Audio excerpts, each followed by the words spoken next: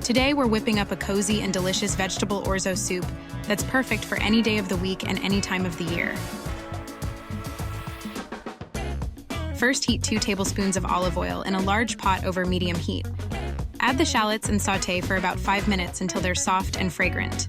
Add 4 minced garlic cloves for that extra burst of flavor, and some chopped celery.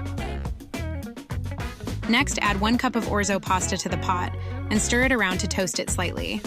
Then, pour in 5 to 6 cups of vegetable broth plus the chopped tomatoes and 1/2 tablespoon each of dried basil, oregano, and thyme, and a pinch of red chili flakes for a little kick.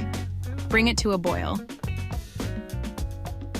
Once boiling, reduce the heat to a simmer and add the frozen bag of carrots and peas. Let it simmer for about 10 to 11 minutes until the orzo is al dente and the flavors have melded together.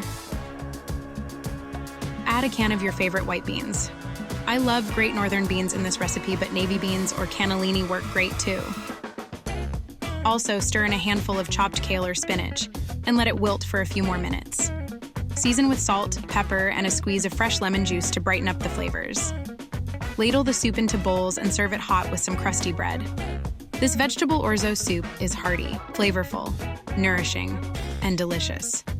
Hope you love it as much as we do.